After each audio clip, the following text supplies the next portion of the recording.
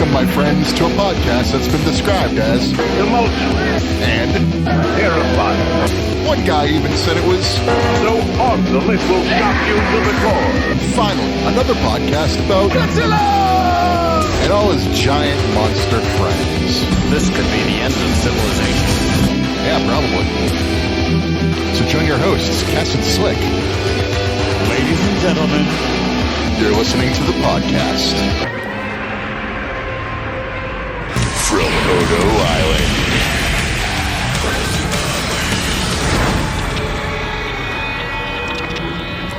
Welcome to the podcast from Odo Island.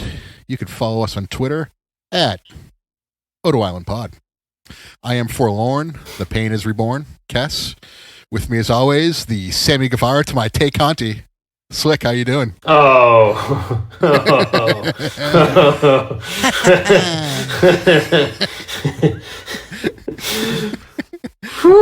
That was yeah. Okay, great. Well, I should have said the Pam tier, Sammy Guevara, which No, I in wanted case to one go of us full on. in case one of us leaves the other in a couple months.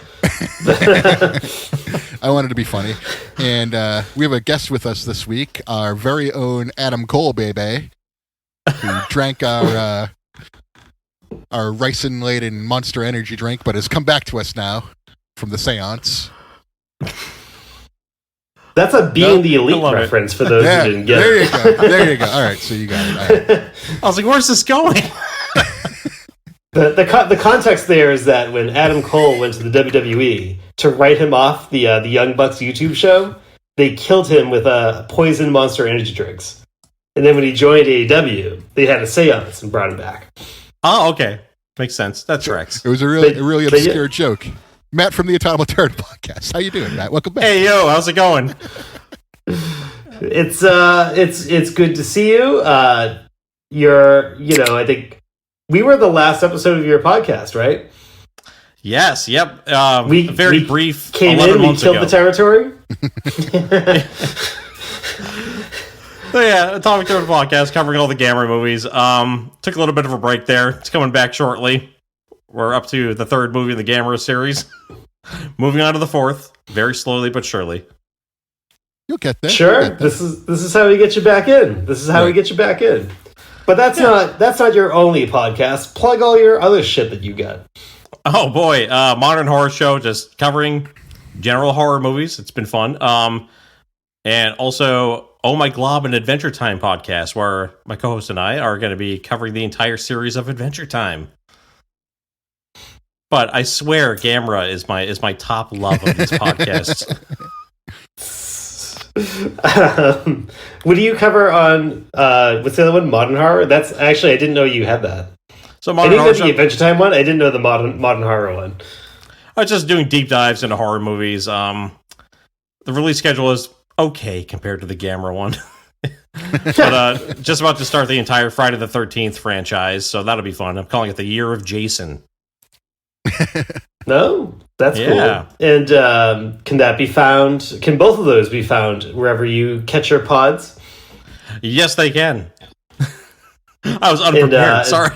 You can find them basically anywhere that podcasts are found. I'm being your manager. I'm helping you with your promotion. Can you be found on Twitter? Yes, at MHS Reviews for the Modern Horror Show podcast and Atomic Turtle Pod for Atomic Turtle Gamera podcast.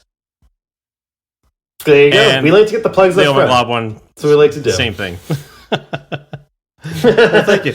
We like to get the plugs up front because we like to say that the only thing you hide at the end of podcasts are dirty secrets. So This is what happens when I start don't with have the promotion.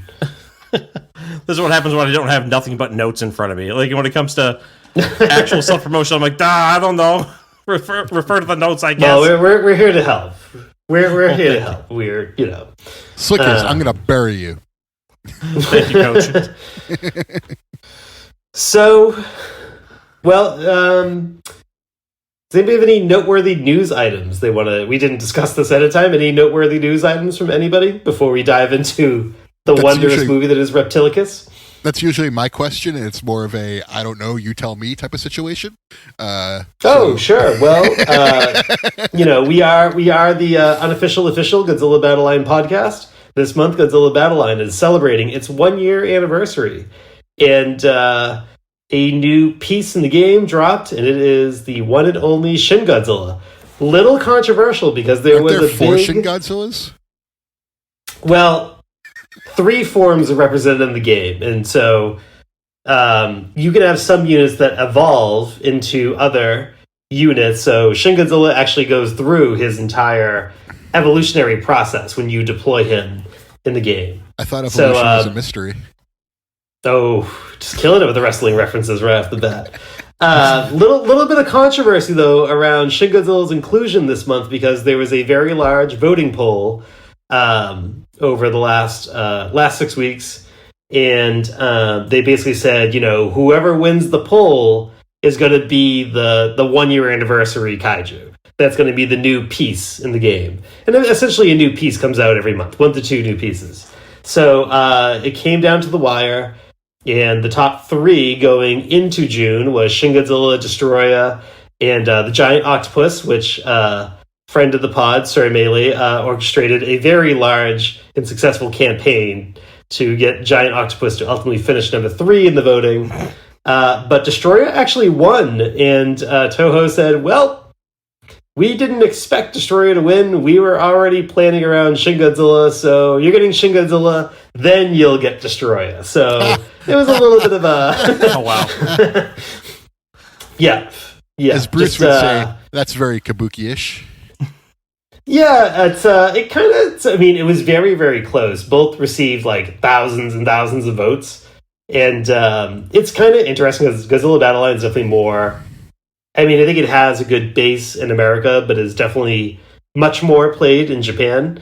And it's always kind of interesting to see like when they do these polls, like which characters kind of fall where. And I did not expect Destroyer to be so popular in Japan that it would beat Shin Godzilla. That was actually kind of surprising to me, but it only beat Shin Godzilla by like a handful of votes.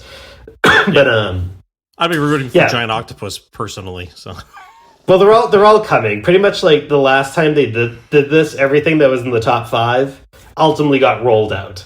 So, and that's what it's going to be with this. It's just like it's essentially what order are things going to come out. So, but so there you go. Happy 1 year to Godzilla Battle Line. As of this recording, I'm 218th in the world. So there you go. Congratulations. That's no joke. That's an awesome number. You're right. It's no fucking joke. My best was 147, and I hope to get back there. So, woo. Well, I'm glad. You can find me on Godzilla Battle Line at Odo Island Podcasts because you can't fit the T. So it's Odo Island Podcasts with no T. But all right. So there you go. Well, I'm glad you and your little game are having a good time. And your little game. It's fake. He knows I'm not being serious. So I guess it's real to me, damn it. No, in all seriousness, moving along, if there's no other news you'd like to discuss, let's just get right down to it. So this week we watched the original King Kong. Great movie. Anyone want to interrupt me? And no? All right, you just gonna let me roll. No, I wasn't sure what the setup was there. Would you stop? Yeah, there we go. Wait, we gotta pause. I gotta go watch King Kong. So we were originally planning to do the Danish version of Reptilicus, but apparently that's very difficult to find online. And I checked. I actually don't own it, although it is out on DVD. I don't own it, so we kind of made a little bit of an audible, and we decided to do the US version. The movie itself has a pretty interesting backstory, but before I dive into that, I'll just ask, was this, for both KES and Matt, was this your first time seeing this movie, or had you all seen this previously? Would you like to go first? Sure. I've seen it previously, only Mystery Science Theater 3000, the next Netflix reboot. Saw it there. That's all I really have to say. Yeah, I've seen it before. All right. Actually, I grew up with this movie. This was I wouldn't say a favorite of mine, but I owned a VHS copy at a very young age, and yet I was very surprised, having watched it again since my childhood, how little I actually remembered from this movie. And it sure is a movie. Is a movie that has a beginning, a middle, and an end. That is very true. Well, okay. So I had also had seen this movie over the years, just because I just always have kind of set out these like weird B movie, Godzilla adjacent, kaiju adjacent movies. But so I had seen this over the years, but it had been a while since I had seen it. I saw also the Mystery Science Theater 3000 version. But yeah, the story behind this movie, which I think I'm going to do my best to try to represent the story well, but let's also understand, like, I'm kind of nutshelling the background a little bit. What he's saying is go on the internet and correct him. No. There's just a lot. There's a lot here. So the movie came out in 1961. It's the result of a 4-picture deal with involving American International Pictures, or I'm just going to refer to it as AIP going forward. The first of which, this 4-picture deal, was Angry Red Planet, which is a pretty famous B-movie sci-fi classic. That's like, it has like the big angry red spider that the Misfits stole for the cover of their famous album Walk Among Us. So the director is a man named Sidney Pink. So Sidney Pink was a B-movie director. He kind of was a big pusher. I wouldn't say innovator, but he was a big name behind like these 3D drive-in creature feature movies like Angry Red Planet and stuff like that. And he's kind of credited a lot with kind of like popularizing like the 3D format for some B-movies. He also, I learned through my research, is the person who discovered Dustin Hoffman. He went to a play that Dustin Hoffman was in and said, listen, I can get you in the movies, and got him like a movie role, which ultimately came out a couple of years after, what was he in, The Graduate? I think that was his first big film. But either way, he like is the guy that discovered Dustin Hoffman and introduced him to Hollywood. So I thought that was kind of fucking random. Oh, man. Sorry, go ahead. Oh, sorry. If you just discovered him a few years earlier, we could have had Dustin Hoffman in Reptilicus. We could have, if only. But the cast of Reptilicus were a bunch of well-known Danish celebrities and actors. I forget the guy's name, the guy in the overalls that I'm sure we'll talk about, who plays like the janitor. Oh, he Peterson. was like, the character Peterson, like that actor is like, he was like a huge stand-up comedian in Denmark. Like, so like all these people who are in this movie are like actually fairly well known in Denmark. Like they're not like unknowns. I assume he's the most handsome man in Denmark. But so they filmed 2 versions of the movie at the same time: the English release and the Danish release. And so Sidney Pink directed the American release, and a name, I'm going to get the guy's name, I'm going to pronounce it wrong, but it was Paul Bang. I don't know if I'm saying his last name right. He directed the Danish version. They have the same cast, except for a couple people were subbed out, like who couldn't speak English well. And so like they would like literally, Sidney Pink would shoot a scene, and then the same actors would do it again in Danish, but the Danish director, he would like move the cameras around a little bit, change the lighting around a little bit, and he would change the dialogue and some of the scripting a little bit. So like they're literally filming 2 similar but different movies at the same time. And that led to like a lot of like kind of chaos ultimately in Sidney Pink's cut. So when he finished his version, he gave it to AIP. AIP rejected, said, we don't like this version, and we are going to just kind of take what you filmed.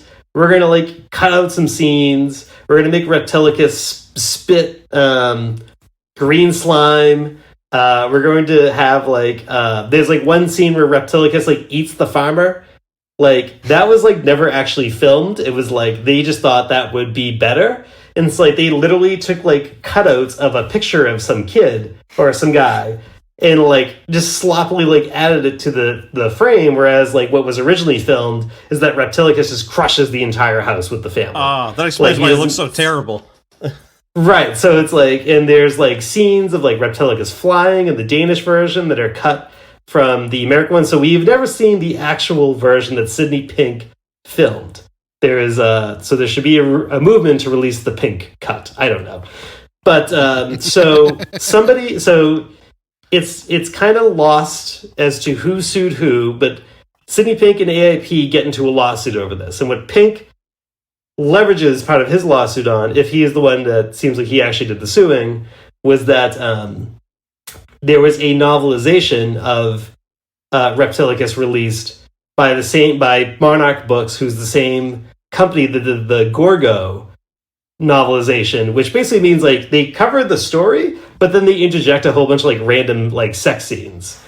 And nice. I want to get this right. So Reptilicus director screenwriter Sidney Pink sued American International Pictures and Monarch Books over the novelization, specifically for adapting his work without permission and adding scenes containing from his filings such lewd, lascivious, and wanton desire as to inflame unsavory and lascivious desires in the reader. That was part of his lawsuit. Also, interesting little backstory as to like this movie had more money into it than most B movies were getting at the time. I'm telling you, the backstory of this movie is fucking wild. So, Sidney Pink had received financing from, and I'm just going to read this from the source of this is ourculturemag.com. So, Sidney Pink got financing from this guy named Leo Bertelsen in Denmark, and he was, as Our Culture Mag puts it, something of a Danish war hero with government connections. According to Pink, Leo had been the leader of a underground cell in Copenhagen during the Second World War, and his group allegedly killed more Nazis than any other. Through Leo, Pink was granted exclusive access to the Danish military and navy. This was also made possible because the studio's owner, Saga, which is the Denmark studio, was one of their owner was a member of the majority political party in Denmark at the time. As such, scenes in which the army battles Reptilicus were shot specifically for this production, meaning that there's not any use of stock footage. It is literally the military and the navy filming scenes for this movie. If only Godsmack were around at the time. There was also a tie-in comic released that by the third issue, the license for the name Reptilicus lapsed, and it went on to be called Reptosaurus the Terrible for the remaining 5 issues. Sounds like it prolapsed. I gotta find these comics. You can find them there. I think actually you might even be able to download them on Amazon, I think. But you can definitely download the novel on Amazon. But yeah, I think they're regularly out there. And then finally, Sidney Pink wanted to make a sequel in 2001, but he unfortunately passed away due to a long illness in 2002. So his dreams of making a Reptilicus sequel went away. Can you imagine an early 2000s Reptilicus sequel? Like I'm having with the CG of the time. Oh my God. It'd be like that movie. I'm gonna guess it like. Well, I was gonna say I figured it would have been like the Yongeria reboot Reptilian, which which was released with unfinished CGI in the original release. Oh, and you can tell. Yeah, well, no, what we get is the actual finished product. Like, there's an even like more unfinished version that got released in theaters for a period of time, which I don't think is like you can find now. But yeah, I mean, well, that's another movie. Both the original and the reboot are things that need to be covered here. But yeah, pretty much a pretty fucking wild backstory to this movie. Yeah, that's insane. Because like watching this movie, you would think that this was just kind of like a half-assed cash grab for like fans of Godzilla movies. But hearing that backstory and then also seeing like this actually made a decent amount of money too, was a real surprise. Right. To me. So it had a budget of 250 grand, and they get made like something like 800 grand. Yeah. I think, give or take. Like that's pretty good. I mean, also that budget's huge for the time and for what it is. Absolutely. I'm wondering where a lot of that money went. Clearly to the end sequence. No, they were filming 2 movies at the same time, so I don't know. Maybe it's a shared budget. Also, you're telling me those Nickelodeon scenes weren't costly? Which Nickelodeon scene? When he's spitting the slime? Oh yeah, that's where the budget went. Yeah. So I guess we will probably never know what Sidney Pink's original vision is. It's just like Justice League, right? Studio meddling, but he doesn't have. I'm not even gonna. If it's like Justice League, then clearly his original vision was 4:3 aspect ratio. Oh yeah. With music by Junkie XL. So that's the background. Now the movie. Who wants to kick us off on this journey? I tell you, Mike, it sucks and it blows. No, I'm just kidding. So this is clearly a movie that, like, nowadays you just watch it to make fun of it. I mean, like, there's no other way you would ever take this movie seriously. Like, it stars like the most famous actor in the movie is a comedian. The special effects are just, like, come on, they're terrible. Like a suit would have been so much better. Yeah, I actually thought some of the building I didn't think they were great, but the buildings I thought were the best part. Okay. I thought some of the buildings when Reptilicus is like attacking were good. We're good. Mm-hmm. So I think that so if you compare it to like the last movie you guys covered, The Giant Claw, it's a step up from Giant Claw, but still a huge step below any of the Toho productions that were happening at the time, and even Gamera. Like, Gamera's got some not great special effects in some of the movies, but even that's a little bit of a step up from Reptilicus. Any Gamera movie would look better than this movie, in my opinion. You're dead on about that, though. I will say that if you're going from The Giant Claw to this, you'll notice that this movie has structure. It's organized. It's not the greatest movie of all time, mind you, but like compared to that, it's fine. Yeah. But overall, I thought this was like a slog to get through. I thought like the first hour or so of the movie is just a snooze fest. So I've got to be honest. I thought the first hour was better than the finale. Oh, I love the finale. Just 'cause at least it's exciting. It gives you something to laugh at, like when Reptilicus crushes the guy who's like trying to get his attention. That was great. Right after they said that.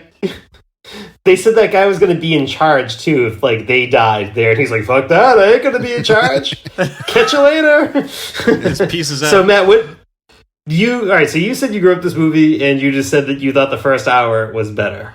So walk us through that. So I actually watched it twice in preparation for the podcast. The first time through, I had to watch it in shifts because I was having a really bad time with it. I was like, "Oh man, this movie's even worse than I remembered. Oh, this is terrible." And then the second time through, for some reason, it just clicked. And I actually thought that the pacing was pretty decent. I enjoyed some of the characters in it, not all of them, but some of the characters I thought were fun. I enjoyed that the movie took a break for a little while to just become an ad for Copenhagen. The tourism musical interlude. Yep. But I actually liked how like the mystery aspect to the first, say, like 30 minutes of it, where like they get like this piece of flesh and then a tail, and then it's kind of like, oh, you're seeing it progress. Like, what's this thing going to become? What it ends up becoming looks stupid, but I think the mystery aspect of it really sucked me in. And I really enjoyed Peterson because he reminded me of like a Danish Tim Curry. He looks just like Tim Curry. he looks like TV son of Walter Matthau. Yeah, he does.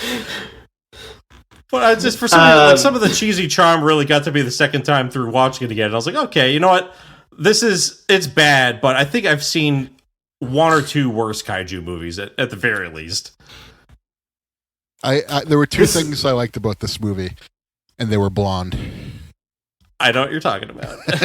Oh, so well, the professor who's the father of those two women is also very creepy, like towards his own daughters, like throughout the movie. Oh yeah, and then like there's like one line too where it's like where Miller, I think she's the American scientist, like she meets with like the professor and he's like, we're not accustomed to beautiful women being associated with science. And I'm looking at like I have that like written down in my notes, and like it's like when I watch these movies for the podcast, like I take notes in real time, like my phone, and like it's like I'm usually drinking while I'm doing them, and it's like I have so many notes for this movie that end with "fuck" in all capital letters, and then I also like and then like the second half of the movie, I have so many notes that start with "LOL." So it's like fuck, lol.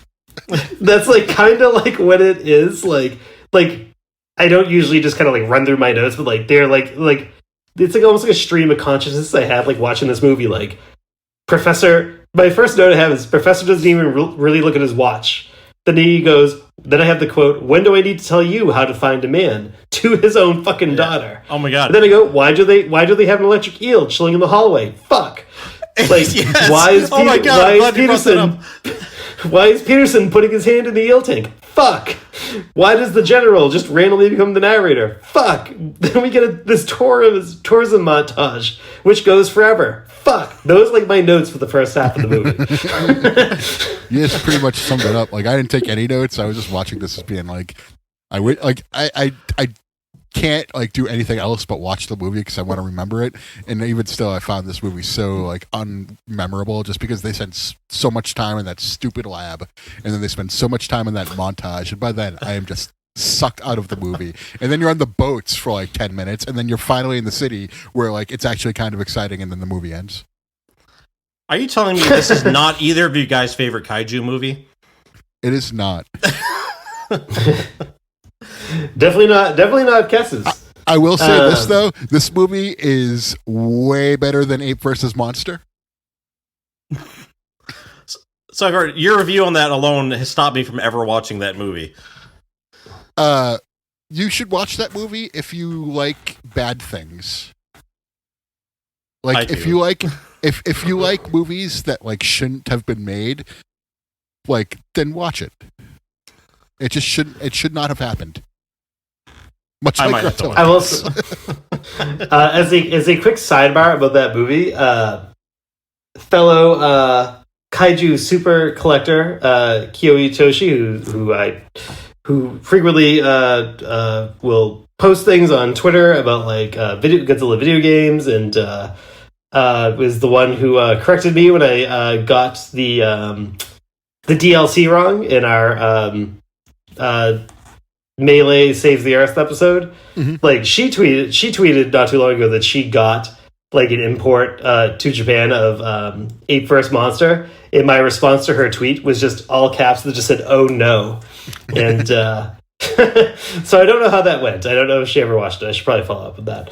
But my notes for the second half of the movie, that I'll kick it over to you guys, are literally LOL cow, which I think is a reference to them just like the guy just like staring at like the bloody cow head in the field. Yeah.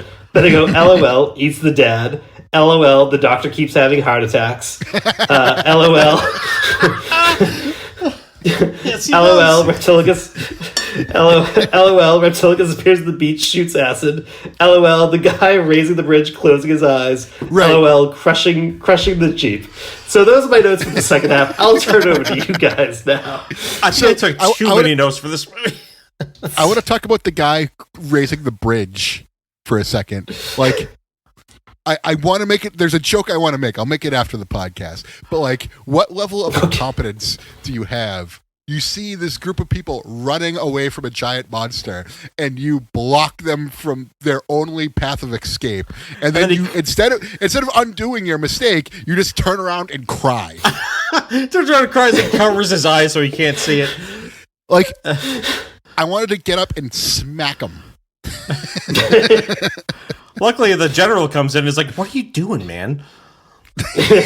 Yeah, so an adult comes in and fixes the mistake, and then people thankfully it doesn't cause any problems, and the people can escape.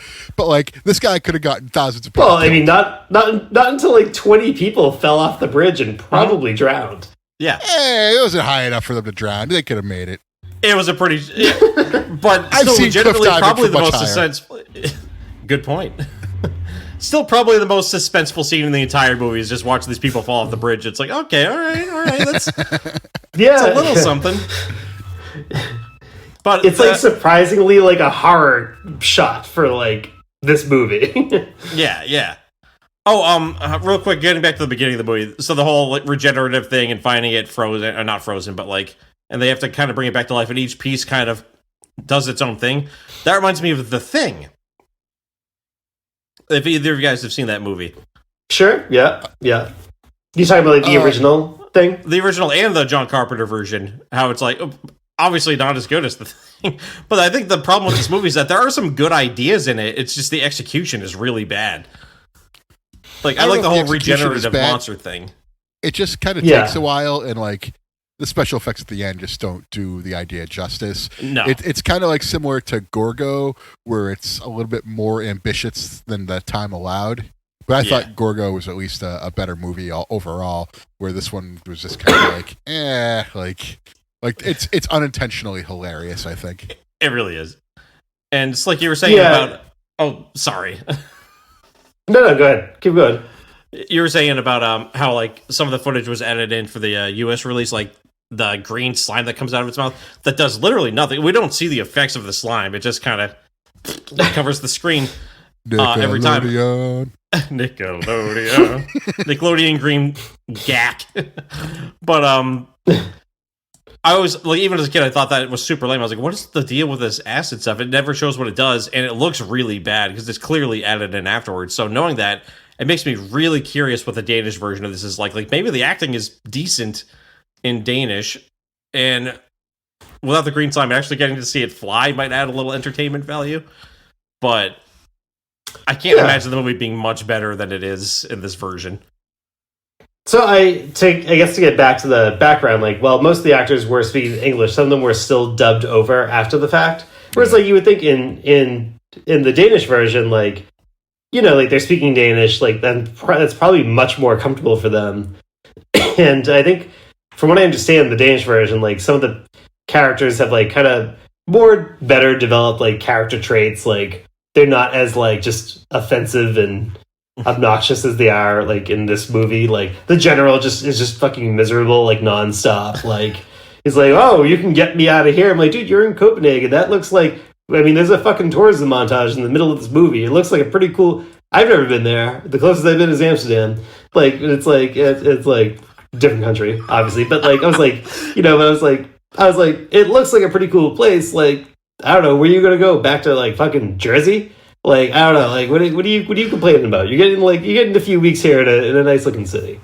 But listen, Copenhagen is no Hoboken. So Matt, when you say you grew up with this movie, is this like how young are you when you're watching this movie?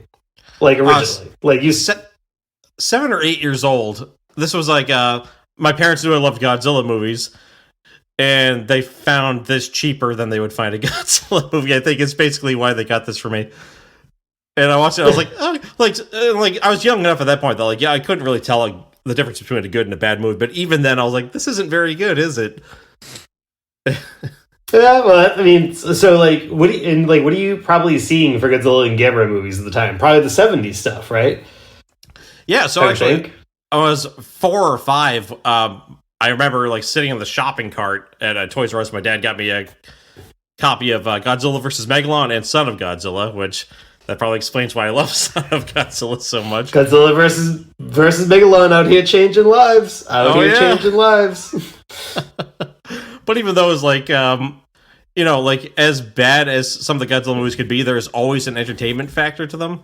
Whereas this had kind of like almost like dry feel to it. Like, it's something I'll get into later, but like, there's a difference in quality between a Toho monster movie from the 60s and like an American, or I guess in this case Danish monster movie from the same time that doesn't have that same amount of like talent put into it. And even at a young age, you can tell that something was just a little off about this. Yeah. So that's interesting. Is like, I'm kind of in the same boat as you. It's like ever since I'm at a really young age, it's like, I'm watching all these Godzilla movies, but then also kind of like, and I think I have a VHS of Reptilicus somewhere around here, but it's like I would also get these VHS tapes or at least rent them from Blockbuster to really date things, like these like non-Toho movies, like, and it's like even like what people would point to and say like, oh, Godzilla versus Megalon is like a really bad Godzilla movie, even though I think it's fucking fantastic. But it's like, but still, like you point to that and go like, this is not the peak of the Godzilla series. It's still such like light years ahead of like a movie like this or The Giant Claw or, well, I almost said Gulala or The X from Outer Space, but I mean, nothing is X from Outer Space is like borderline peak cinema. But like, or we haven't done Gappa the Triphibian Monster yet on this podcast. I keep putting it in the polls and it never wins enough votes. But like you watch a movie like that versus like a Godzilla movie or a Gamera movie and go, yeah, no, it's like those movies are legitimately very good. This reinforces it because this is what they could be, right? Like they all could be an AAP cut of Reptilicus. I think this is a movie that was sort of relying on like the star power of its cast in the country that it was originating from. Like they're hoping like, okay, we'll make our money back at least with just like the cast being in the movie released in Europe, and then hopefully in the USA just make enough money to where it pays for all the marketing and pays for everything else, so that way they can at least make a healthy profit in the United States. I'm guessing that's what they were going for. Yeah. Well, they succeeded on that front, and this being the only Danish giant monster movie, it actually enjoys a cult following in Denmark. But you'd have to be in a cult to enjoy this shit. So I kind of gave my nutshell thoughts on the second half of the movie, but I'll give it back to you guys to kind of get into the events and the hilarity that ensues in the second half of the movie. I enjoy how the professor has the heart attack and he's gone. So you think he's not going to come back.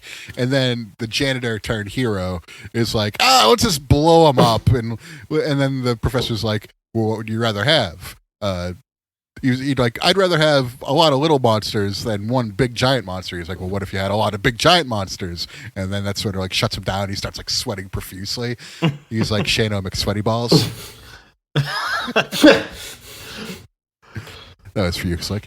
So for me, like that was sort of like the only funny part, because then like as soon as they're done with that, he like immediately like keels over again, and he's like, "Follow me up, ladies." Yeah, he is. Oh no, sorry. He's Tele from Final Fantasy. He's Tele from Final Fantasy IV. He is. You're dead on. Sorry, I just want to get that reference in. Matt, back to you. Oh no. Like a couple of the funny things you guys talked about, like the multiple heart attacks. I took note of that during the movie. And I was like, this guy, he's in rough shape. He shouldn't be getting out of that hospital room. He keeps coming back. Also, when you see him like running towards the end, you see how short his tie is. It's like a toddler's tie. Like, how is anyone going to take you serious? Like, there's so much weird stuff about this movie. Yeah. The tip of your tie should be just about to your belt buckle. That's the rule of thumb. Yes. Yeah. He looks like a little boy. A tiny baby boy. But he survives 2 heart attacks, which I think makes him the only movie character that survives 2 heart attacks. Like, usually if like you survive the first one, the second one gets you. But like he doesn't, he survives them both. Does that mean the Ram is still alive? Randy the Ram? I mean, it's open for interpretation, the ending of that movie. But sorry, Matt, you were gonna say something else. That's fine. No, I'm enjoying this. I love this. But he's stronger than Reptilicus itself. But yeah, back to the blatant sexism of the movie too. Like, I was waiting for it. I was like, okay, so early '60s Danish movie. I was like, okay, well, maybe it won't have that. And then you're real pretty for a scientist kind of dialogue. Oh my god, yeah, right. And it never stops after that point. And she's like becomes like the They're not Aaron wrong, child though. for them. Yeah. They're not wrong though. They both are very pretty. I was particularly enthralled with the tall girl who seems to keep getting taller in every scene she's in. That was one I of the Mystery completely Science agree with Theater you on 3000 jokes. both statements there. But my wife is of Danish ancestry. You guys are from New England. You get King of the Monsters. She gets Reptilicus. I'm Finnish. I get nothing. I have no kaiju. Yeah, but you get Children of Bodom, the band. Yeah. Yep. Good point. You get a lot of cool metal bands that I like. Yeah. Yeah, it's like I kind of said a few minutes, like, or towards the beginning of this conversation, like, there's, like, just parts where, like, the professor's, like, just basically, like, just saying that, like, one of his daughters just, like, sleeps around all the time. He's like, what am I gonna give you advice about getting a man? And I was like, what the fuck is this? Like, She's living her best life. there's, like, there are, I think sometimes you can sweep some things away and go, product of their times, but even that is, like, kind of, like, I feel like that's even kind of beyond product of its time excuse. Like, I was like, dude, you're saying some pretty interesting things about your own daughter here, but whatever. But tie your tie longer, you fucking creep. But There's another joke that I won't make on the podcast. I'll tell you off air. These aren't offensive jokes. I'm not putting you guys in that position of my sick sense of humor. Fantastic. So I think so that takes us to the finale with the special effects non-stop machine gun fire for about 20 minutes straight, just constantly playing in the background. But I think not bad. I think the miniatures are okay. I actually think the Reptilicus prop isn't bad. I think it's just executed poorly. I think the prop itself is fine. I just feel like they, like, dangled, like, one string, like, around its head, and, like, and I feel like that's, like, the bad, like, it looks worse than it really is, because, like, they just didn't execute it properly. Mm-hmm. The mouth just doesn't look right either. Like, there was no, like, if it was more, like I said, it's a product of the time. If it was made in, like, the 80s, they could at least had some animatronics where the mouth could move properly, the eyes could open and shut properly. Like, it just wasn't the time for that sort of monster, unfortunately. Yeah, I've never seen a monster that was more obviously a miniature than this. And, like, I think some of the ideas behind its design are kind of cool, and if they were executed right, could be a pretty cool monster. Yeah, and I agree with your take. I think the design is actually... I like the design. It's like, and I go, like, well, this is before Destroy All Monsters, but only a couple years before Atragon with Manda, who's a very similar type creature. But again, it's Toho, so similar type prop, but just executed so much better, like in more skilled hands, Like, I mean, Manda ultimately is no different, right? It's just like a snake-like prop, but just, again, looks better on all fronts, and too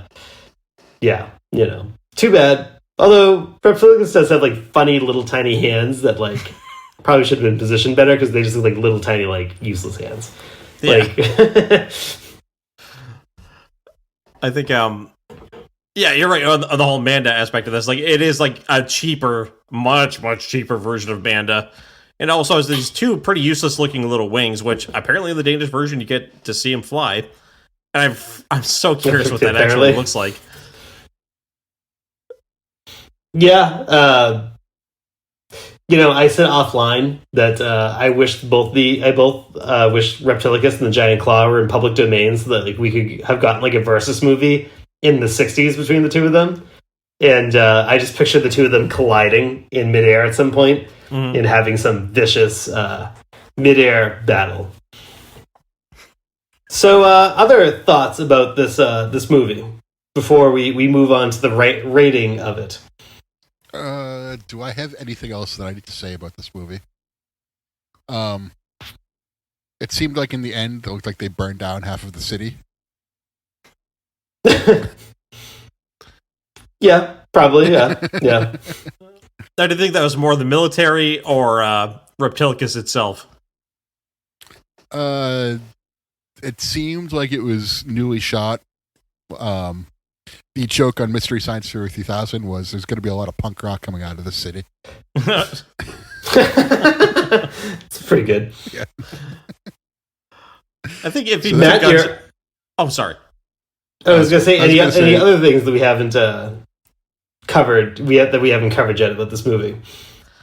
I think that I feel like actually this might be something that goes into the rating afterwards, but so I'll throw something else in before that. Like, if you took the Godzilla 98 movie, instead of baby velociraptors, you had like pieces of that Godzilla forming their own little monsters. Like, that could have been a better remake of Reptilicus than of Godzilla, and I think people would have maybe been a little more friendly towards that movie if it was a Reptilicus remake than Godzilla remake.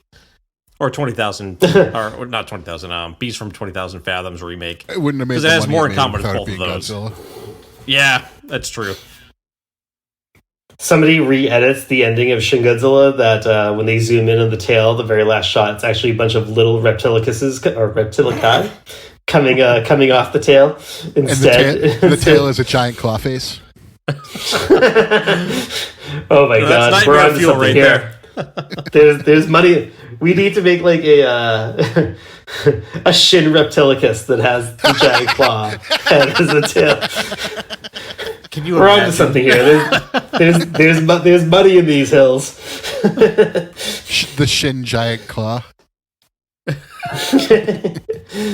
It'll be big in Denmark. I do like how it does end with like the classic and yet another one type teaser, but it's just the claw. The last scene's just the claw, like dangling around at like the very bottom of the ocean. I was like, oh, that's pretty good. I'll take that. Yeah, it's just like they had a smog monster. It was a total ripoff of GMK. Yep. I'll be watching Reptilicus Singular Point when it comes out. Now, do you guys think that Michael Dougherty in his pitch meeting for King of the Monsters is like, okay, I got an idea, guys. Godzilla versus Reptilicus. And the studio's like, we're thinking King Ghidorah. He's like, okay, but he's going to be regenerative, just like Reptilicus. We'll even have a stinger at the end with the extra part that's going to grow. That would be funny. If he like came out and just said, like, even if it's like not true, if he just like said in an interview one day, he's like, like, or just went on Twitter and said, that was inspired by Reptilicus. Like, people like lose their fucking minds. Yeah, and most people be like, what the hell's Reptilicus? Oh my god! Then it becomes the new Morbius of 2022, of the later half of 2022. As we were recording this, I saw that like how like Sony put Morbius back in a whole bunch of theaters, like because just all the memes, and that it bombed twice. And I was like, well, that's what you get. That's what you get. Yeah. So, but we're recording this on Saturday. This is going to come out in 2 days from now. I mean, for all we know, Morbius on Sunday became the biggest movie on the planet. For all we know, but probably I wouldn't count on it. Sounds like Reptilicus is better than Morbius. I don't care about Morbius. I've seen it, but I don't know how to tell Twitter that I don't care about this, and they can stop showing it on my feed. Yeah, you mute it. That's all. I've muted so many things. I'm just so tired of it. But that's enough about Morbius. What if something cool comes out and it's called Morbius and I miss it? It's very unlikely, but true. Yeah, who knows? We might get a reboot in 2 months, like every Spider-Man. It could, yeah. Well, shall we rate this movie? Yeah. So, Matt, as a reminder, we are on the pro wrestling scale here. We are on the Meltzer scale. So 1 star is a jobber, 2 stars is a lower mid card. That would be kind of like your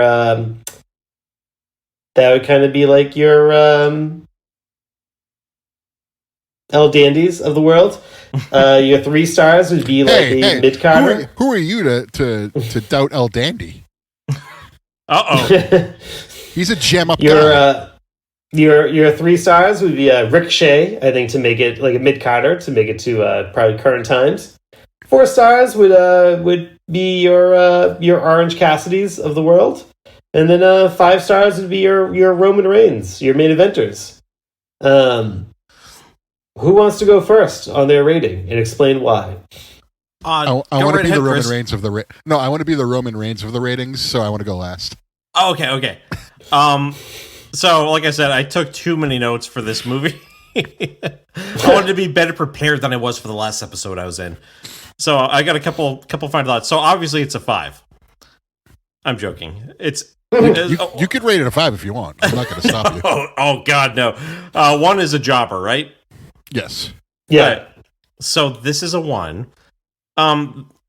So the thing is, like, I don't think this is the worst kaiju movie I've ever seen. I think the most tedious kaiju movie I've sat through was Varan.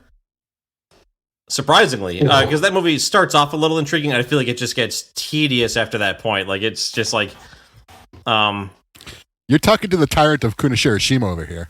Oh God! I love. Are you referencing the American one or the Japanese one? The American one. Okay, gotcha. Which I sat through and I was like, oh my God, this is a slog to get through. Varan itself is a cool monster, but other than that, I felt like almost every other aspect of that movie was boring as hell. This, at least, like, I feel like story progression wise is decent.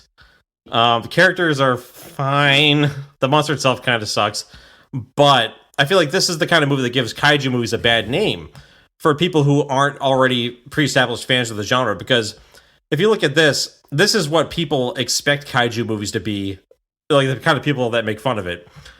And they don't see the kind of like craftsmanship, like cinematography, music, direction, and like even acting that goes into the Japanese cuts of, say, like Toho movies. Like, there's a surprising amount of skill on those movies. And this is kind of what I think people see kaiju movies as, where it's like cheap knockoff movies, not very well directed, kind of blandly shot. Even the music's not very memorable in this compared to Toho movies. So I think like to rate it above a 1 would be an insult to the genre itself. Even though there are a couple aspects of it that I think are fun, like it's unintentionally funny. I kind of like the opening of it, but beyond that, I just feel like it kind of damages the reputation of the kaiju movies. So that's why I'm giving it a 1, and it is a jobber. That is, I will also be giving it a 1. I think I'm getting there for a couple different reasons. Like, so like, when I was doing, like, just watching the movie, I was like, okay, this first chunk of the movie is, like, just a fucking slog to get through. Like, when they're in the lab and, like, that doctor is, like, snoozing off, like, that leads to Reptilicus, like, thawing out. Like, it takes forever just to show him, like, just, like, mixing some beakers, writing some notes, slowly falling asleep. It's so tedious. It's, like, it goes on forever. The tourism montage goes on forever. Like... But I actually didn't think... I thought, like, towards the end when it's fine and, like, Reptilicus is attacking the city and, like, you know, he's battling with the military. I actually thought all that was, like, kind of fine. I was like, okay, I'm all right with this. But still, it's too much of a bore to get there. But, like, when I was doing the background research of the movie, like, you know, like, I always reference that I really like Ed Wood movies, right? And, like, Ed Wood had a passion for, like, what he was doing, and Ed Wood made some, I think, legitimately entertaining movies. He also made some very just legitimately bad movies, but, like, there's a passion to him, and as I'm starting to read about this, I was like, oh, Sid Pink had a passion for this movie. He clearly has been fighting for this movie, spent most of his life fighting for it. But when I got to the part that I was like, oh, this isn't even his vision, his cut, in that it was taken out of his hands, and this is, like, AIP, just, like, kind of butchered whatever it is he originally put together. I go, well, that makes it even more, like, they took someone's vision and they made it even more soulless and cold and just really, like, it seemed like a guy who actually believed in this project, and they just ripped it away from him. So, you know, so that makes it, like, a movie to me that comes from a bad place then. And so, for all those reasons, I'm giving it a 1. I'm giving it jobber status. This movie is no better than Disco Inferno. So there you go. All right. Here comes the 5. Yeah. The 5. I have sort of a nuanced take on this. 1, it sucks and blows. No, very well put. That sums it all up. So let me explain my thing, because I watched the the Mystery Science Theater 3000 version first, just to sort of to warm me up to this, and I give that version a 3. It's funny, you should watch it, but you can't take Mystery Science Theater 3000 and regular movie rankings as the same. This movie's a 1 the whole way through. It's a snooze fest. Scenes take way too long and don't really do anything. Like there's certain shots like they cut to like a PA speaker, but there's no PA sound, so clearly like it's something that was taken from another cut of the movie that they just never fixed. So there's just like a lot of like clunky stuff. I do think the movie is competently made, shot well, acted well. It's just sort of a victim of its time where, it's just 1961 was not a good year for monster movies, I guess. I don't know. What else came out in 61? Gorgo. I think Mothra came out in 1961. Okay. I was talking about Gorgo. Where it was like sort of suffers from the same thing where I think where Gorgo was like they wanted to have this big spectacular finish where the city's on fire and everything. It just doesn't look that great. This is sort of like the same problem where it could have been cool. I think the monster looks cool. Reptilicus is a good design, but it just suffers from being a product of the time. Also, it is a boring slog of a movie, so 1. Fuck that. Well, let's put this. If Mothra, I'm trying to remember off the top of my head if Mothra came out in 61 or 60, but either way, either the same year or the year before, and then in 1962 we get King Kong versus Godzilla. So wow, that's Reptilicus is hanging out with. I wasn't talking about Mothra. I was talking about Gorgo. Yeah. It's like a movie like Gorgo in this movie. I feel like I kind of said like Gorgo is a much better movie all around. Oh, but like it's again a movie though that like these like older non-Toho monster movies, like they kill themselves like that first 30-40 minutes of pacing. And and they don't have the story or the actors or the well-written characters to carry them. Like I think of like 1964, Mothra versus Godzilla comes out, right? Like, and granted, it's kind of got like monster action kind of spread throughout the movie, but it's like that like cast of like reporters, like they're so good that like you don't even care that like they're taking up so much of the first chunk of the movie because they're good, they're entertaining. Or like Godzilla versus the Sea Monster actually is a good example because that's like kind of a middle of the road Godzilla movie, but like that human cast is like entertaining and fun.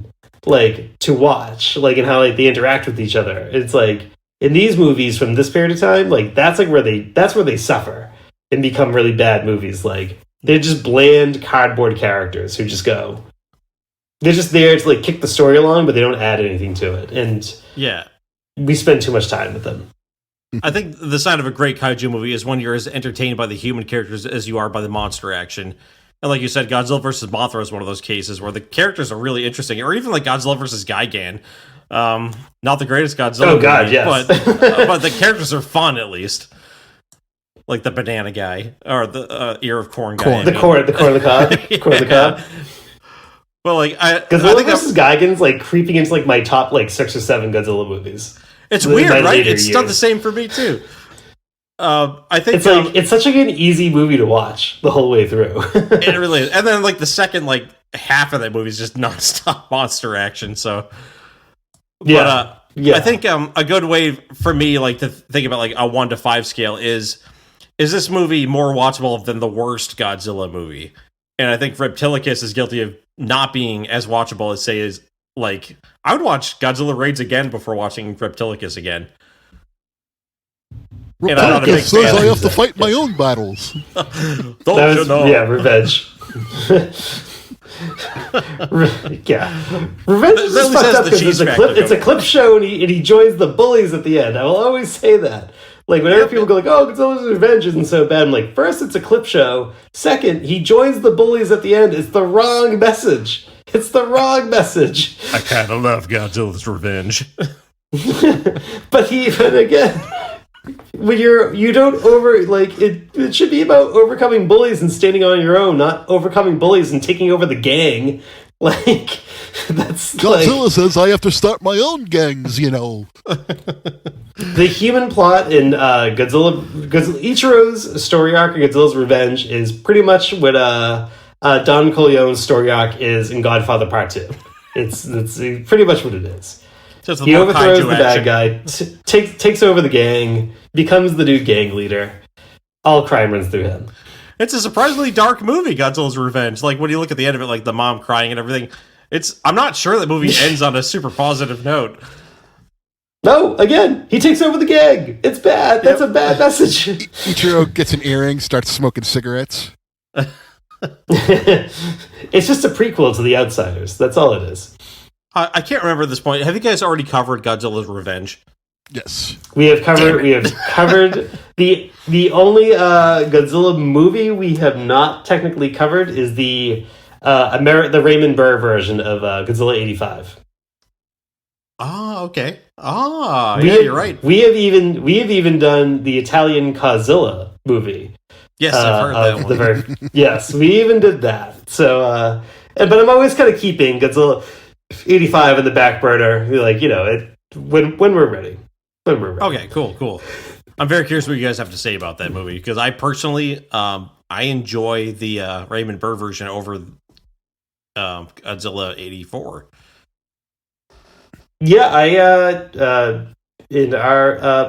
it's been a while since I watched the original version, and I didn't dislike it, but I certainly didn't love it. It's kind of slow. I'm not a big fan. Kind of slow. Either. Yeah, it's kind of slow. Well, that does it for our ratings.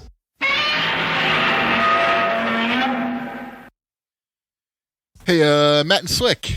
You got any figs? I got nothing, so go right ahead. But you made purchases, though, right? You purchased some shit, didn't you? Yes, actually, I'm going to wheel around real quick and grab it.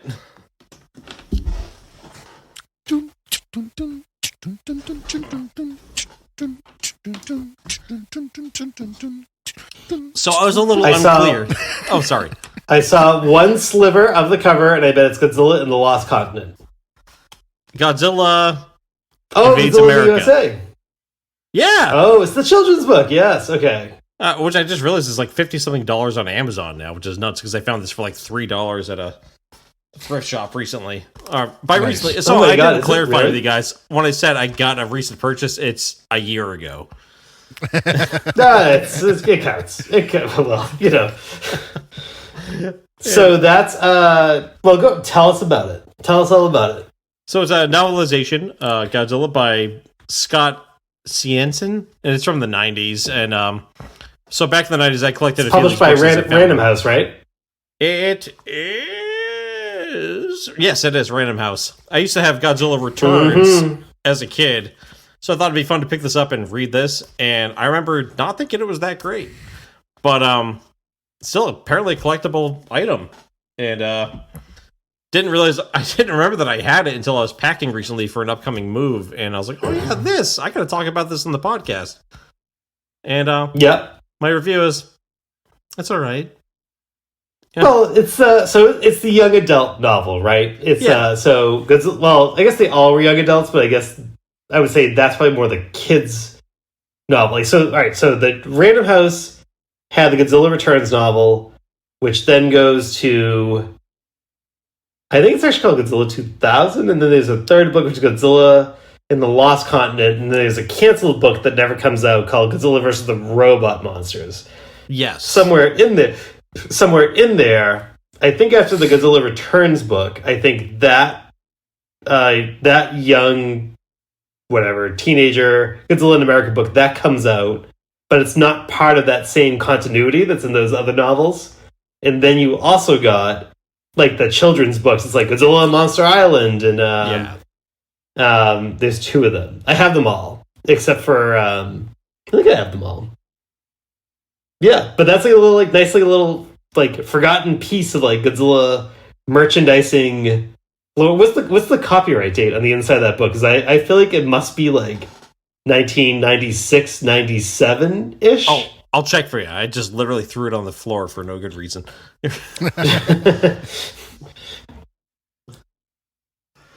All right, talk amongst yourselves. But the reason why I ask is I feel like this was again part of like that merchandising boom that was kind of going on around the Trendmasters figures, and like I feel like it could be in either before or right around the time Godzilla 98. Yes, this was, I feel like it was 97. Yep, 1997. So, oh wow, and it's in much better shape than I expected it to be in. And it lists like all the movies in the series, like King of the Monsters, Returns, 2000, and Godzilla Saves America, which I never got a hold of as a kid. I think I have that too. I'm gonna have to check after, but yeah, all those books like they go for like a good amount of money now, and it's wild. It was like books, Godzilla books going for a good chunk of change these days. Yeah, they are. And like, you know, the quality of the book itself isn't that great, but it's still like, it's a piece of nostalgia right here. And it's dedicated to the memory of Tomoyuki Tanaka. He had like probably just, I think he had just passed away, like maybe like a year or two. I think he passed away like in like 95, I think. But like, yeah, but I mean, the Godzilla Returns and like that series was like the mainstay, and like that's like for like the younger, like a younger crowd. But yeah, I remember like Marvel was putting all these like novelizations too at the same or novel series at the same time too. I remember there was like a Spider-Man and Venom series going on at the same time. Yeah, I don't know, cool stuff. Cool stuff. Like, I enjoy it. There's illustrations every couple dozen pages that are very like Heisei era inspired, which I actually love the artwork in the book. Looks really cool. Is it Chris Scalf that does the artwork? Does it have like a signature on it? Because I think he did it for the other novelizations.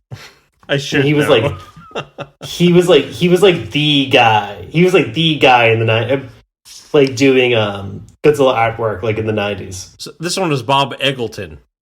Oh, I was gonna say, I said, if it's not him, I bet it's Bob Eggleton. Ah, there we go. It's like, yeah. He I know also did like about these movie books. So. Well, like Godzilla fights a giant scorpion in this one. Oh, cool. That's awesome. Yeah, it doesn't have like, a particular name, but it's got some artwork of Kamacuras in there too. Yeah, so Chris Scalf and Bob Eggleton were like, they did these like really awesome like paintings, like basically just like Godzilla paintings, like throughout the 90s, like. They did a lot of covers like G-Fan magazine when like they were doing the Dark Horse comics in the 90s. Like they did a lot of the art and stuff like that. And it's like their work is like, particularly Bob Eggleton's, like Bob Eggleton's work is so fucking good. Yeah, so fucking it's good. Pretty amazing. Like it looks like a legit illustration for like one of the posters of the Heisei era movies, which had, in my opinion, like the best poster art of any kaiju movies ever. The King Ghidorah Godzilla poster art from the Heisei movie is fantastic. Absolutely. Like as a kid, for me, like I don't know, like I wasn't savvy enough to catch like all like the ways to find the 90s Godzilla stuff that was happening. So like when I came across something like this, I would just pick it up in a heartbeat, or ask my parents if I could buy it because I was too young at the time. They'd be like, "Nah, you got too much of this Godzilla crap."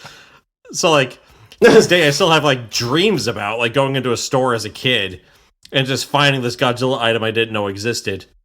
Which, you know, like with modern technology, you can find like anything on like Amazon or anything like that Godzilla related. But back then there was like this fun quality to Godzilla stuff in the 90s for me as like a US kid, where it's like if I found something I'd never heard of it or seen it before.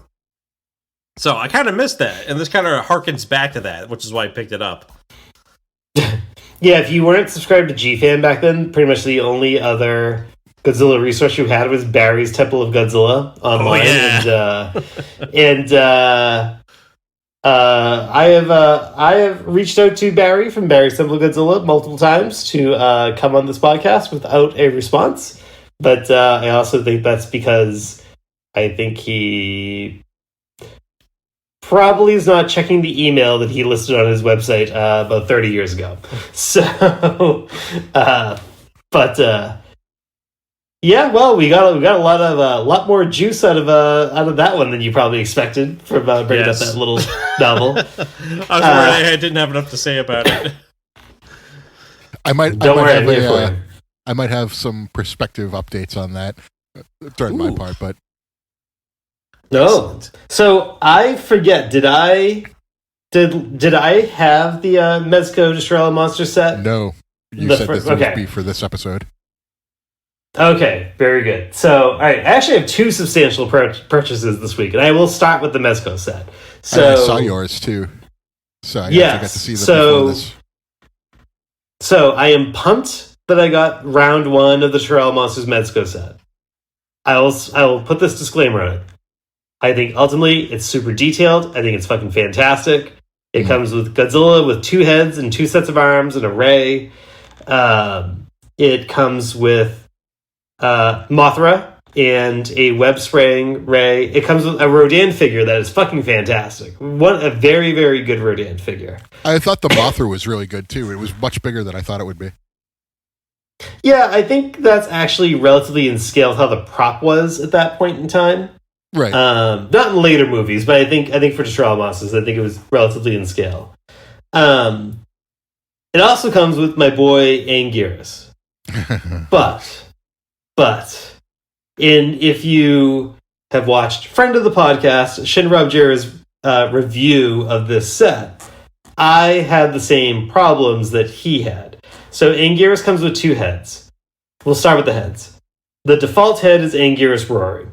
But, and just like with Shinra Jira's review, my roaring Anguirus head shows up with like the horns warped, kind of parted to the side. But also the teeth, like, are only painted about like 3/4 of the way. And so and there's scuff on the horn, just like his was. And like literally when I took it out of the package, I said, this is the head I want to use, but it's got so many blemishes, I literally can't use it. And so I swapped it for the non-roaring head, which for the most part is fine. It's still not painted great on the teeth, but it's like very passable. It's like painted the same level as like a Bandai figure.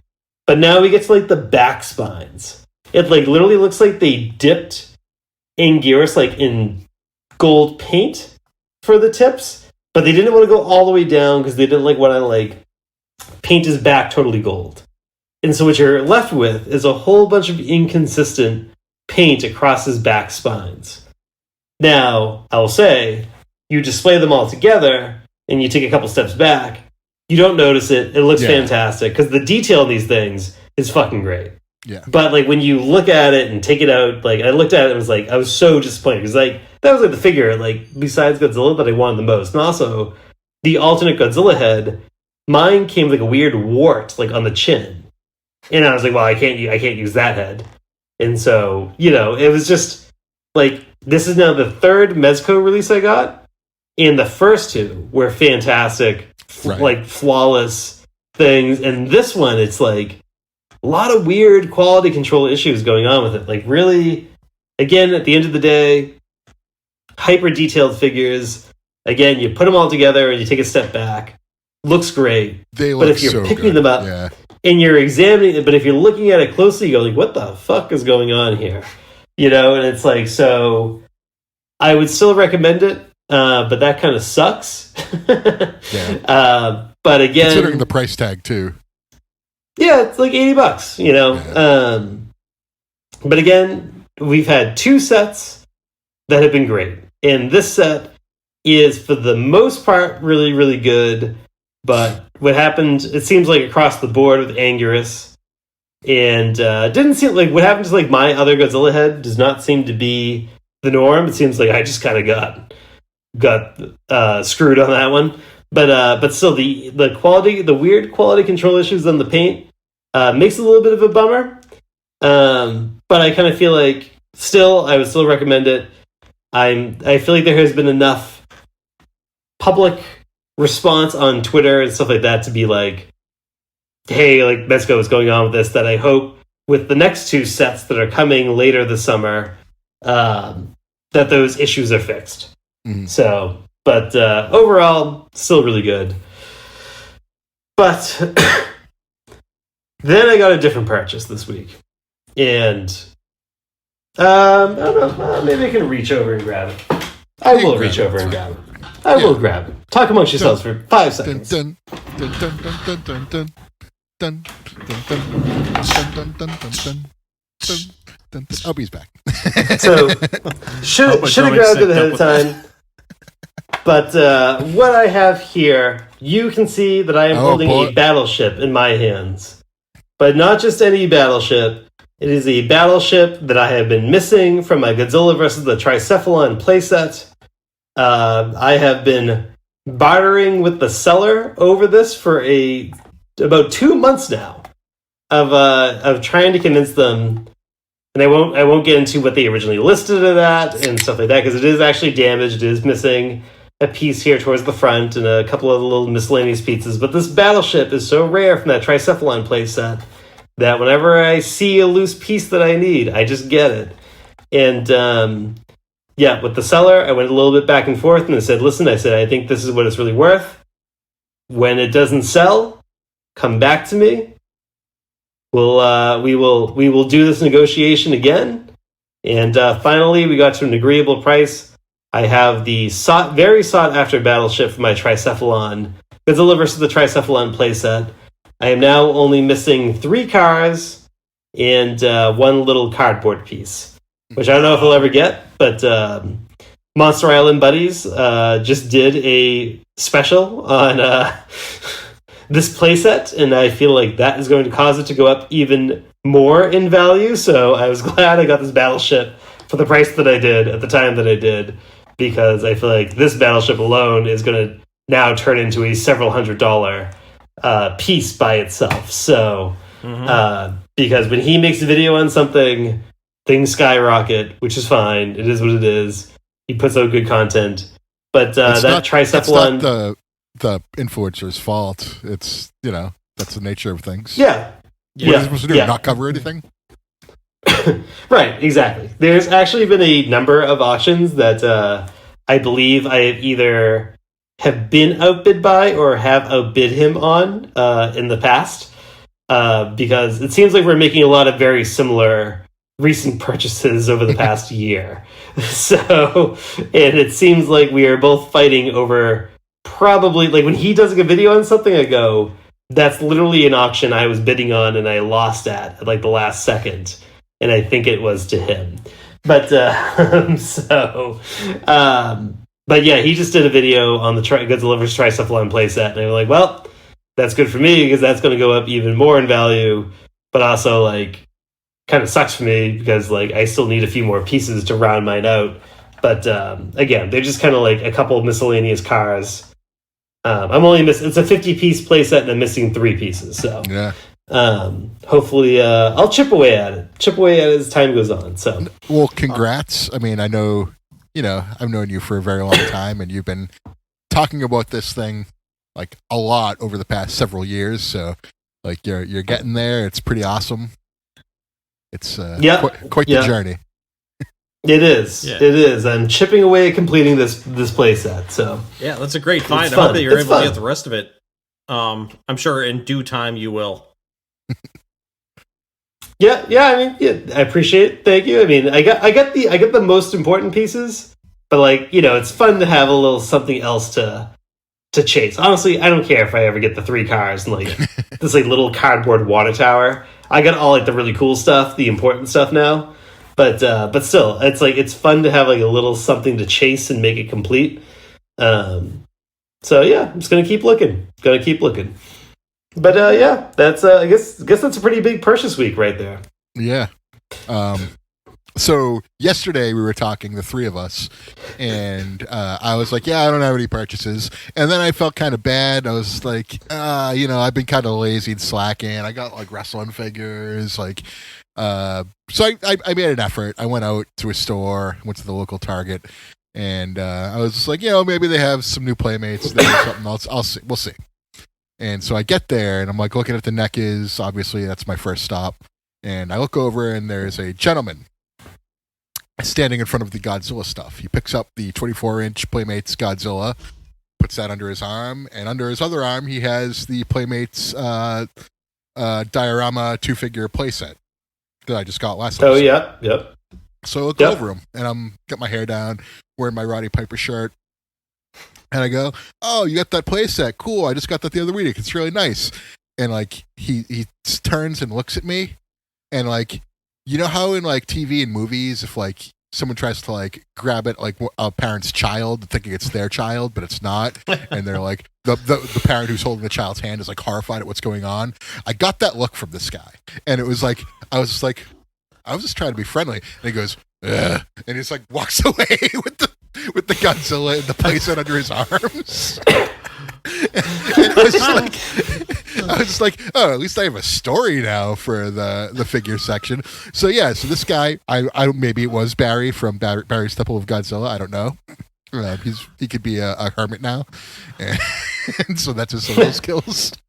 But he was like checking out the prices on it and stuff too. I wish I could have just, I wish this guy was a little bit more normal and talked to me, but he said he was like, eh, and just walked away. Yeah, that's why I've never been to G-Fest. So I was like, all right, cool. I thought I met a fellow traveler out there, and it just turns out he was a mark. And so that's He was a mark. Yeah, so that's part one of the story. So part two of the story is I went out today and last ditch effort, just went to another Target in a different area, and lo and behold, got myself a figure I've been chasing for a long time. But there was something else there too right after I noticed that. And I don't know if you got this yet. I forget. You might have got it, but maybe I beat you to the punch. Oh, sick! No, I have not gotten Kong with the propeller yet. Yeah. Oh. So found this out in the wild. It was $10, and I was like, oh, yep, get that. Strictly for the propeller. Same exact figure as the other figures. Maybe the face is a little different, but yeah, but he's got the propeller. It has the propeller, a $10 propeller, and a little helicopter too. So overall, this figure, it's exactly the same as the other one. It just has a propeller, and I was like, oh, yeah, finally, I got a figure. So don't feel as bad now. I have a fun little story. Maybe it was Barry from Barry's Temple of Godzilla who goes, but, and that's why I won't respond to your emails. But, hey, that's awesome. Yeah, Playmates has gotten us to buy the same King Kong mold so many fucking times. It's really impressive. I only have 3, so I got the only one I'm missing is actually the one that has the different head, where he has like the closed mouth. That was like in the first run. Oh, that's I have the that only one. Do you have that one? Are you talking about the non-GVK one? No. I get looks that. like a monkey. Okay, yeah. No, I have that one. No. There's a Godzilla vs Kong one where it's like the paint scheme is more like a flat black and his mouth is closed, and it came out with like the first wave of GVK stuff, but that one was like not around as much. Okay. But all the others, like I think, use the same. Well, actually, is Kong's mouth open or closed on the propeller? It is open. I wonder if that's a new head mold, or I wonder if it's the same as the other ones. Actually, I take it back. I have the the cocaine-covered Kong, and that is the same mold as the other one that I was just saying I don't have. So, and actually, you're holding it up to the camera now. It looks like a new head sculpt for Kong. But, I have the cocaine-covered Arctic Kong, and that is the same mold as the one I was just saying I don't have. So, but I have the Arctic one, the regular one, the Hong Kong Lights one, the one that comes in the play set. So that's 4 of like essentially the same mold. I did the same thing for NECA. And then I have yes. Like I have so many King Kong figures, but they're all like the same mold, just recolored slightly, or they have like a gimmick to them. But it's fine. Cocaine Kong. It's the most dangerous Kong. Yeah, Arctic Kong is just Kong covered in cocaine. That's all it is. They knew what they were doing when they released that. They knew, they knew what the implication was going to be. That's a King Kong that's like, oh guys, you gotta hear the solo of this Rush song, this drum solo. He's like, guys, you're here with the time. Do you know how fast I can climb the Empire State Building? You know how fast? He's punching holes in walls. Give her a cradle. She'll love me in the morning. It's Kong after he's gotten zapped by lightning in King Kong versus Godzilla. No, everyone left me out to try on that one. No, I laughed. I have a wispy laugh. It's hard to pick up on microphone. I just didn't think it was funny. Well, guys, this was a real hoot. A real grand old time. It was a hootenanny. We don't know what we're doing next episode. We haven't talked about that. Yeah, we'll figure it out. You'll find out in 2 weeks. Yeah. I mean, you guys are on a roll right now with the worst kaiju movies. You did Giant Claw and then Reptilicus. When I finished watching Reptilicus on Tubi, the next recommended movie was The Giant Claw. You got to keep going with terrible movies now. So if we did that, right, so that would leave, or the ones that immediately come to mind are Death Kappa, which I hear is like supposed to be like one of the worst fucking movies just ever made. And that came out like 6 years ago, I think. Can we watch something good? Yeah, yes, we should actually think of, yes, I'll try to think of something good. Maybe we do go to like something like Atragon by like another Toho kaiju adjacent type movie or something. Maybe we could do Clash of the Titans. We can go either or. Oh yeah, let's do Clash of the Titans 2010. That was the third place one in our poll, right? Ooh, okay. You can always do Wrath of the Titans. I don't mind. Rip that Band-Aid off. I actually love Wrath of the Titans personally. I don't mind that. I don't think it's as good as the Clash of the Titans, and I don't think Clash of the Titans. I'll save this. I don't want to go too far down that rabbit hole just yet. Yeah. Well, I think I think we've been working through the results of the last poll we did, and Clash of the Titans was third, and it was close. So the 2010 one, which surprised me because I thought Clash of the Titans 81. Is that when it came out? 81. The original one? Yeah, early 80s anyway. Yeah. I thought that would have been like a shoe-in but like the 2010 got way more votes. I was shocked by that. I thought there would be no way. Yeah, so when we do that, then we'll start a new poll. It'll be a whole bunch of shit. There'll be like Pulgasari, where people literally got kidnapped to make that movie. It'll be Death Kappa. It'll be Reptilian. It'll be a poll of shit is what it'll be after that. But we'll do Clash of the Titans next. Let's do Ruled Sucked from here on in. We shouldn't just Ruled Sucked. Yeah, we shouldn't just be in this poison swamp all day. Yeah, I think we front loaded all the good movies, but we still got Gamera the Brave to do and stuff. That's I liked Gamera the Brave. I thought that was pretty good. That's one of the few Gamera movies I haven't seen yet. Oh, I just saw it recently. I thought it was touching. All right, good to know. I've heard nothing but bad things up until now, so I'm kind of excited to watch it now. Really? I mean, it's not like the '90s like trilogy. I mean, it's like it's more a return to form for when Gamera was like a superhero for children. Okay.